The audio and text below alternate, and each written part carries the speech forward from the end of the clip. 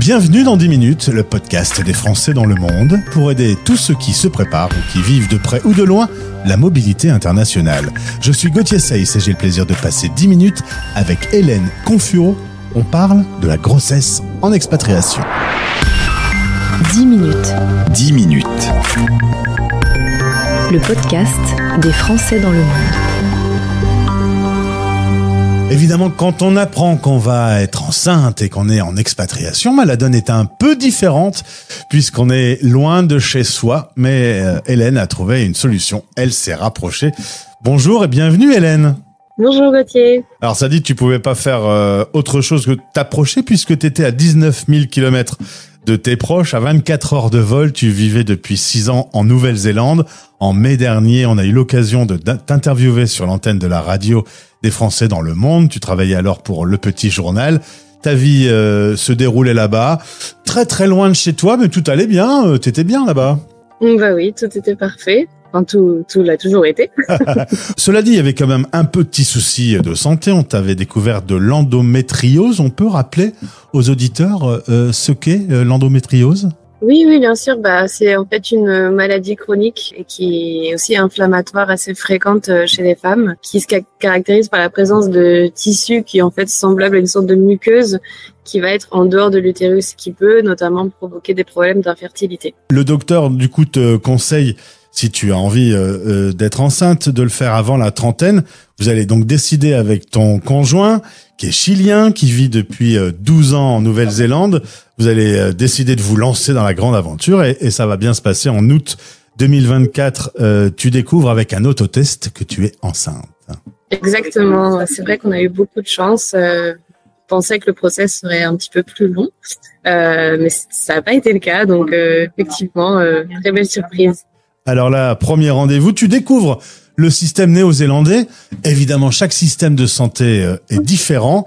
Là, il y a un premier rendez-vous, c'est assez fluide.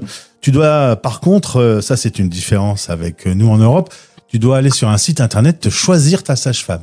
Exactement, donc après le premier rendez-vous avec le médecin traitant, prise de sang pour confirmer la grossesse, on nous envoie sur le site Find My Midwife pour aller choisir parmi les profils de sages-femmes qui sont disponibles, celles qui nous intéresse, celle avec qui on veut faire ce parcours, qu'il faut appeler pour s'assurer qu'elle est disponible pour l'accouchement prévu 9 mois plus tard. Et alors, quelques petites surprises, les échographies par exemple sont payantes. C'est ça, alors il me semble, si je ne dis pas de bêtises, que ce ont été des décisions budgétaires du nouveau gouvernement.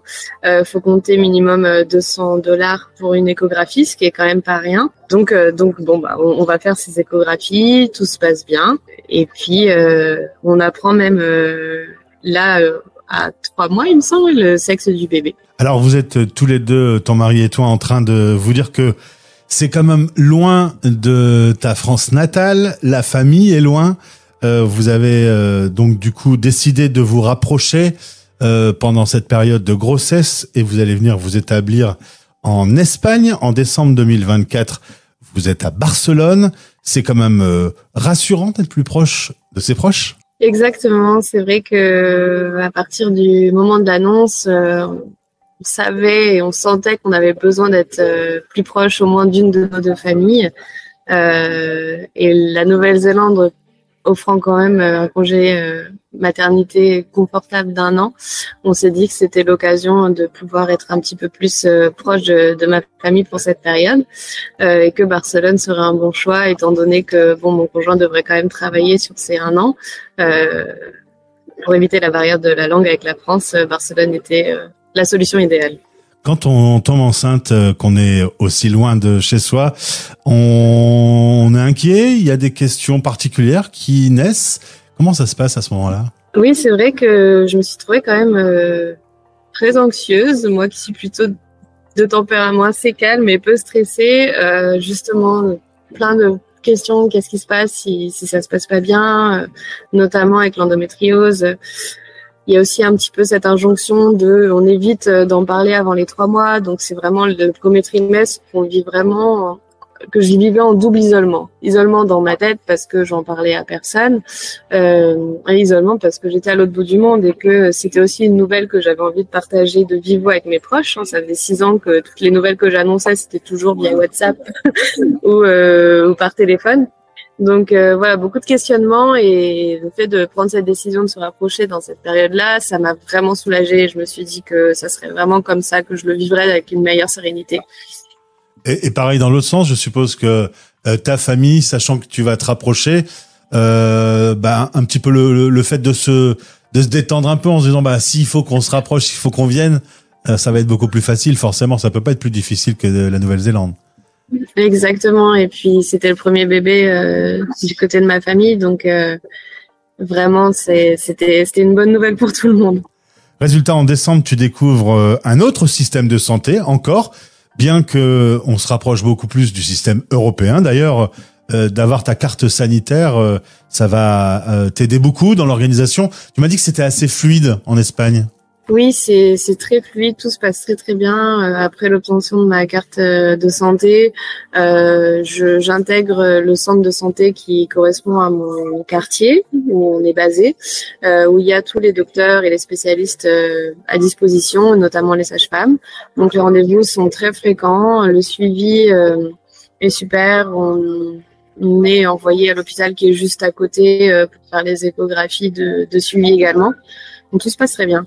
Et un parcours qui est pris en charge financièrement par le système de santé catalane. Donc je n'ai pas sorti un seul euro de ma poche pendant toute cette période-là. Faut quand même me souligner et rappeler aux Français qu'on a vraiment beaucoup de chance en Europe. Je pense que la France, c'est à peu près pareil aussi. C'était vraiment confortable. Résultat, tu vas te retrouver dans des groupes WhatsApp, parce qu'évidemment, il y a des questions que tu te poses. Le mieux est d'être entouré à ce moment-là. Tu vas te retrouver notamment dans le club Poussette. Dans le club, on peut évoquer des sujets, on peut trouver du matériel, on échange avec d'autres personnes qui sont dans ta situation. Exactement, c'est un club francophone qui permet de rencontrer des futures mamans ou des mamans, d'échanger sur nos doutes, nos questions, le système espagnol, des retours d'expérience. Il y a des meet-up qui sont organisés également pour pouvoir se rencontrer. Il y a même des sous-groupes, notamment pour pouvoir échanger la nuit quand les nuits sont longues et qu'on dort pas et qu'on a besoin un peu de soutien. Donc c'est vraiment, vraiment bien.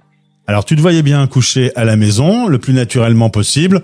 La nature va décider un peu autrement. Le bébé veut venir, mais visiblement, les médecins repèrent que ce sera une césarienne. Tu vas donc accoucher à l'hôpital. Alors, petite différence avec la France. Une césarienne en Espagne, c'est 2 jours à l'hôpital. En France, c'est 5. Exactement. Donc oui, idéalement, on souhaitait pouvoir faire ça le plus naturellement possible à la maison. Après, c'est vrai qu'en s'enseignant sur le système espagnol, on s'est rendu compte, et notamment l'hôpital dans lequel on avait prévu d'accoucher avait cette chambre d'accouchement naturel. Malheureusement, voilà, les contractions ont duré 3 jours et le bébé était mal positionné, donc ne voulait pas sortir.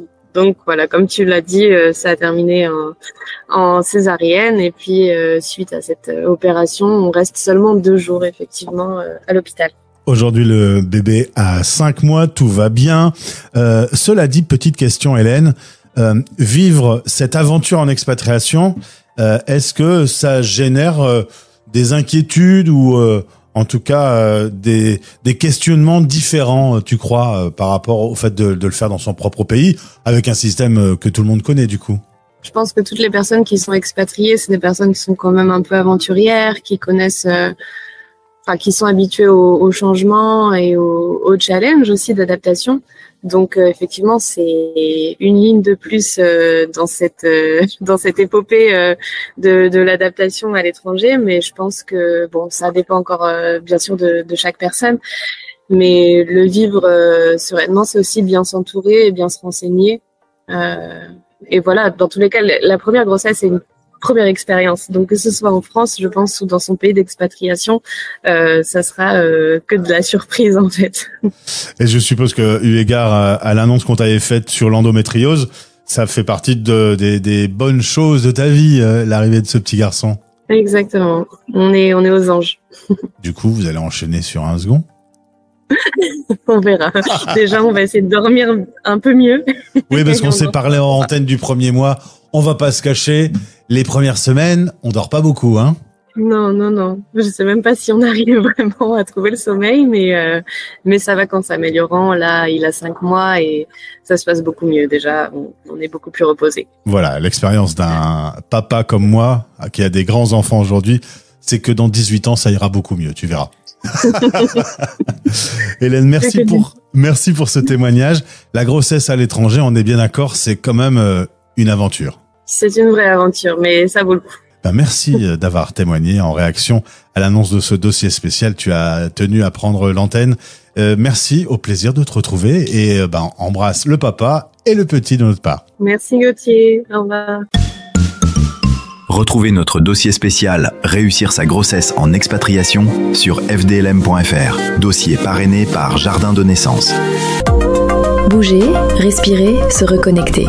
Jardin de Naissance t'accompagne de la grossesse au postpartum pour être bien, vraiment bien. Jardindenaissance.com